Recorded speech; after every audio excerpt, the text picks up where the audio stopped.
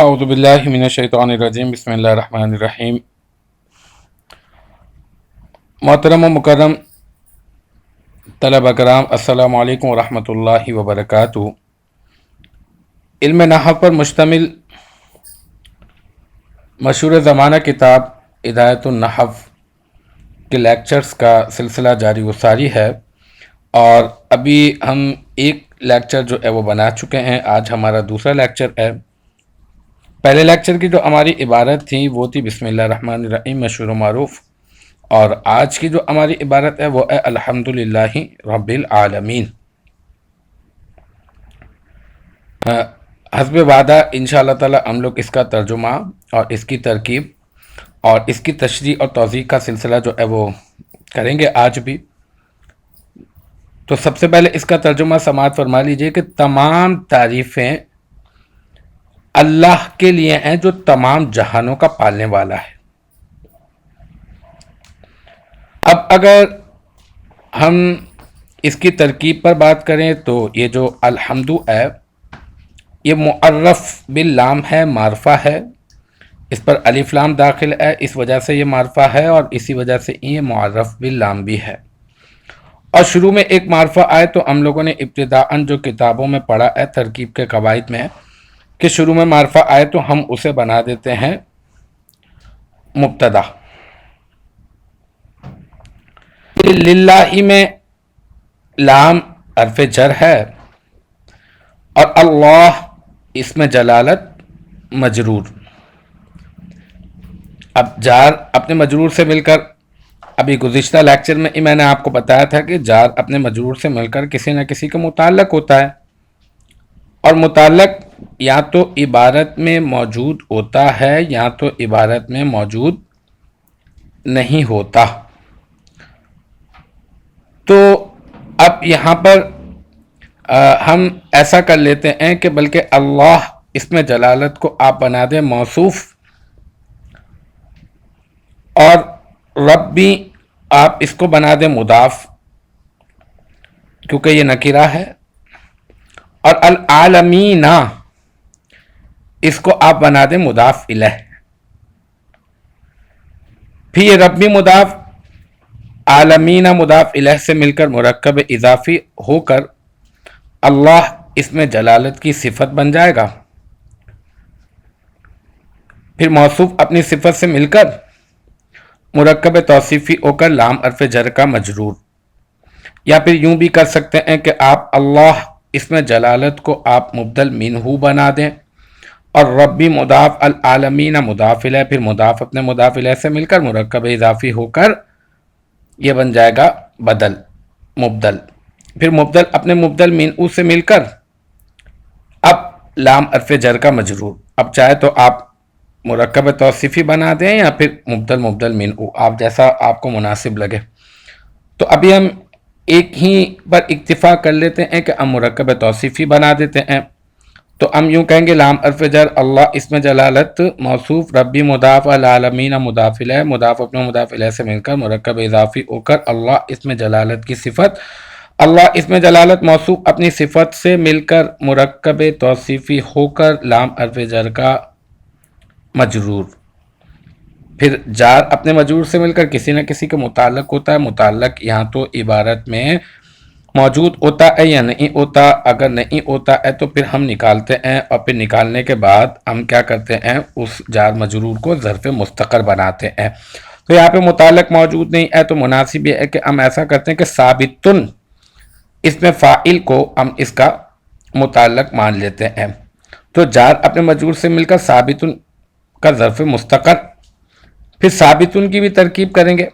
اور ہم یہ بھی ابتدائی کتب میں پڑھ چکے ہیں کہ اگر اس میں فاعل، اس میں تفضیل، صفت مشبہ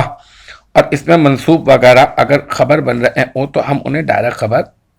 نہیں بناتے بلکہ پہلے شبہ جملہ بناتے ہیں۔ شبہ جملہ بنانے کے لیے ہم لوگ اس میں موجود یا تو فاعل یا تو پھر نائب الفاعل نکالتے ہیں، تو ثابتن اس میں فاعل ہے تو اب اس میں سے ہم لوگ نکالیں گے کیا فاعل، تو ہم کہیں گے ثابتن اس میں فاعل، اس میں ہوا ضمیر مرفوع متصل مستتر راجع بسوئے موصوف یعنی راجع بس ہوئے مبتدا یعنی الحمد معرفہ مبتدا کی طرف لوٹا دیں گے وہ ضمیر کو جو ثابتن میں ہے، اور وہ اس کا اسم فاعل ثابتن اسم فاعل کا فاعل، پھر ثابتن اسم فاعل اپنے فاعل اور ظرف مستقر سے مل کر شبہ جملہ اسمیہ ہو کر اب الحمد معرفہ مبتدا کی خبر، پھر الحمد معرفہ مبتدا اپنی خبر سے مل کر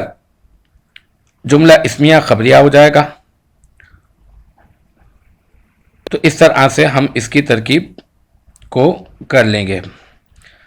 اب بات کرتے ہیں کہ اس میں ایک لفظ استعمال ہوا حمد۔ حمد کا لغوی معنی تعریف کرنا، اور اس کا اصطلاحی معنی ہے کسی کی اختیاری خوبی پر، مطلب ایسی خوبی جو اس کے اختیار میں ہو، کسی کی اختیاری خوبی پر زبان سے تعریف کرنا، کیونکہ تعریف جو ہے وہ زبان سے بھی ہو سکتی ہے اور افعال سے بھی ہو سکتی ہے، دل میں بھی تعریف ہو سکتی ہے، ٹھیک ہے۔ تو کسی کی اختیاری خوبی پر زبان سے تعریف کرنا تعظیم کے ارادے سے، اب یہ عام ہے کہ چاہے جس کی تعریف کی جا رہی ہے اس کی طرف سے نعمت ہو یا پھر نعمت نہ ہو، بس کسی کی اختیاری خوبی پر زبان سے تعریف کرنا تعظیم کے ارادے سے، چاہے پھر جس کی تعریف کی جا رہی ہے اس کی طرف سے نعمت ہو یا نہ ہو۔ پھر ایک لفظ ہے شکر۔ شکر جو ہے وہ اس فعل کو کہتے ہیں جو محسن یعنی احسان کرنے والا اور منعم یعنی انعام کرنے والا، تو محسن اور منعم کی تعظیم کی خبر دے اس کے انعام کے سبب، اب خواہ وہ فعل زبان کا ہو یا دل کا ہو یا اعضاء و جوارح کا۔ تو شکر کے معنی بھی سمجھ لیے حمد کے ساتھ، اور ایک لفظ ہے مدحہ یا مدحہ، مدح کہہ دیں، اس کا معنی ہے زبان سے کسی کی تعریف کرنا کسی خوبی پر، اب وہ خوبی اس کے اختیار میں ہو یا پھر نہ ہو۔ حمد کے معنی تو میں نے بتایا نا کہ کسی کی اختیاری خوبی پر زبان سے تعریف کرنا، یہاں پہ کہا جا رہا ہے کہ کسی کی تعریف کرنا کسی کی خوبی پر، اب وہ خوبی جو ہے وہ اس کے اختیار میں ہو یا نہ ہو یہ عام ہے۔ بس جیسے موتی، آپ موتی لے لیں ہے نا، تو موتی کی تعریف اگر کوئی کہے بھائی یہ موتی بہت خوبصورت موتی ہے، تو بتائیں یہ جو موتی ہے میں کہوں یار یہ بہت چمکدار موتی ہے، تو خوبصورت ہونا اور چمکدار ہونا، بتائیں کیا موتی کی کیا اپنی اختیاری خوبی ہے کیا؟ نہیں نا، اس کے اختیار میں تھوڑی ہے۔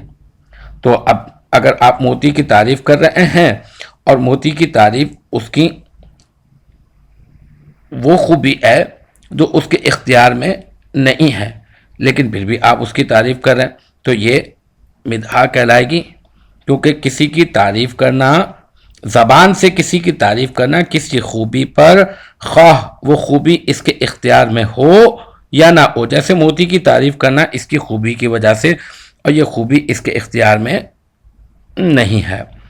اب بات کر لیتے ہیں لفظ رب پر۔ اللہ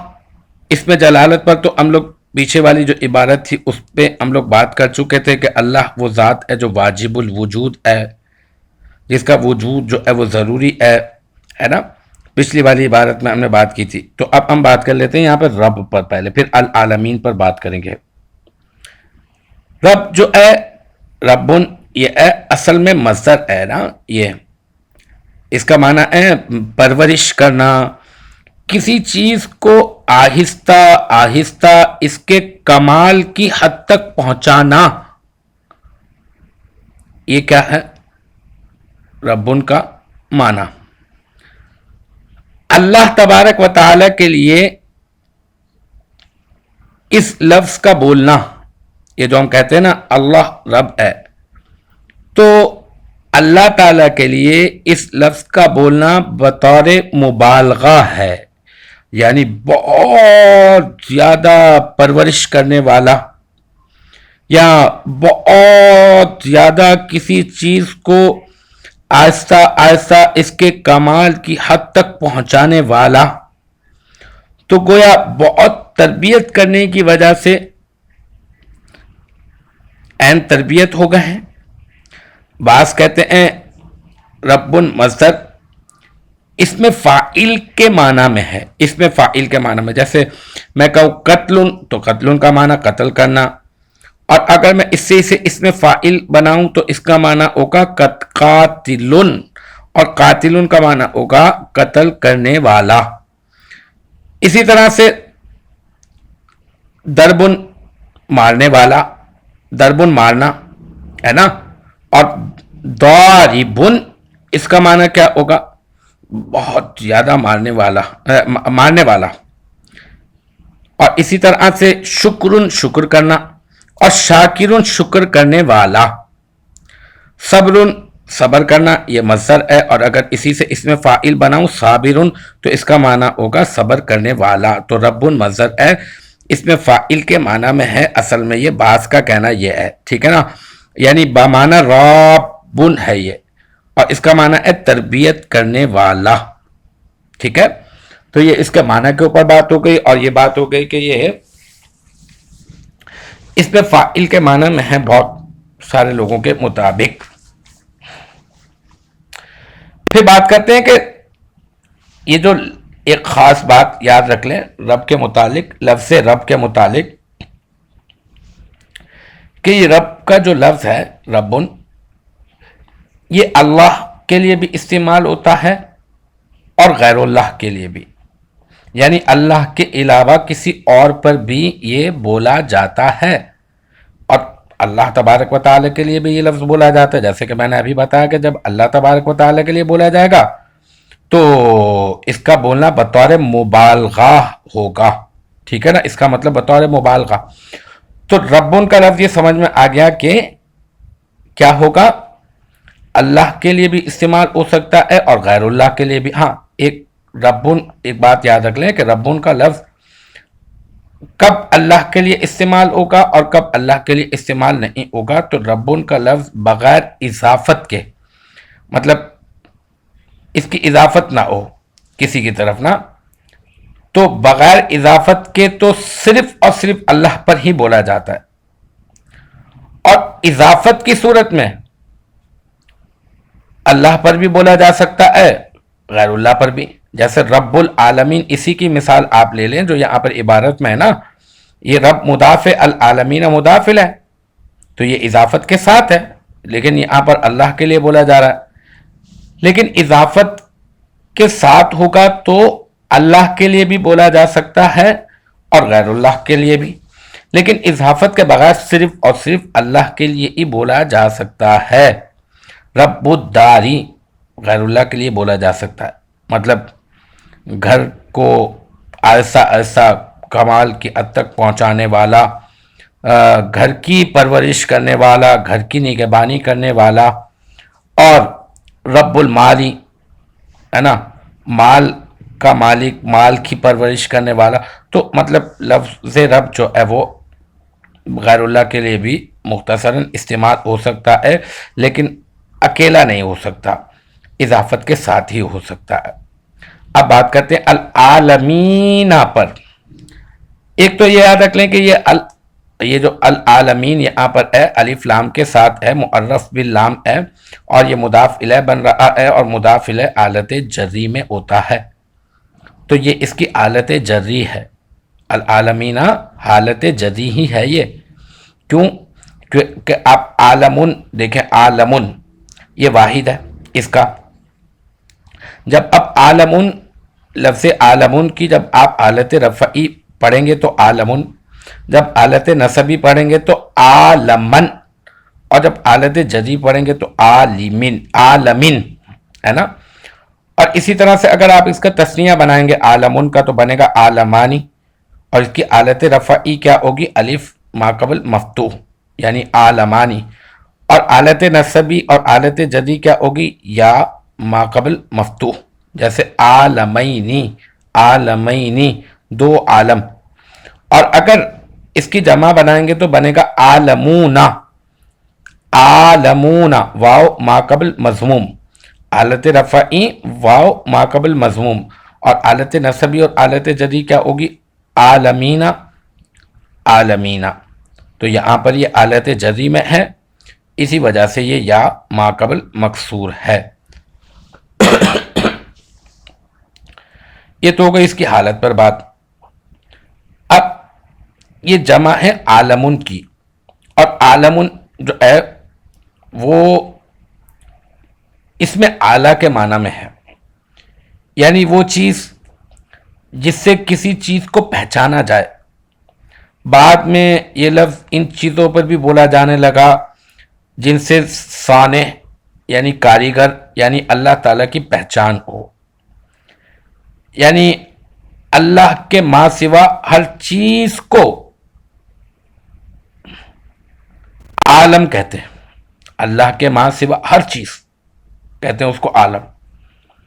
پھر عالمن کی بہت سی قسمیں ہیں، عالم کی بہت ساری قسمیں ہیں، بہت سارے عالم ہیں نا، عالم سماوات آسمانوں کا عالم، عالم ارض زمینوں کا عالم، عالم انس انسانوں کا عالم، عالم جن جنات کا عالم، عالم ملائکہ ملائکہ کا عالم وغیرہ وغیرہ۔ تو اس کی مختلف انواع اور اقسام ہے نا، تو اسی وجہ سے یہاں پر عالمین کا لفظ استعمال ہوا کہ وہ رب ہے کس کا؟ ایک عالم کا نہیں، دو عالم کا نہیں، بلکہ تمام جہانوں کا پالنے والا ہے، تمام جہانوں کا عالم، تمام جہانوں کا تمام عالم کا رب ہے۔ تو یہاں پر اس وجہ سے عالمین بیان کیا گیا کہ مختلف انواع اور اقسام کو بتلانے کے لیے یہ جمع کا صیغہ استعمال کیا گیا۔ تو الحمدللہ ہماری یہ عبارت جو ہے مکمل ہو گئی۔ آج ہمارا دوسرا لیکچر تھا۔ اللہ پاک آپ کو مزید استقامت عطا فرمائے، اور جو کچھ ہم نے پڑھا اسے ہمارے لیے مفید بنا دے، اور مزید اس کو آگے بھی پہنچانے کی توفیق مرحمت فرمائے۔ انشاءاللہ تعالیٰ پھر نیکسٹ ٹائم اگلی عبارت کے ساتھ ملاقات ہوگی۔ وآخر دعوانا ان الحمد للہ رب العالمین۔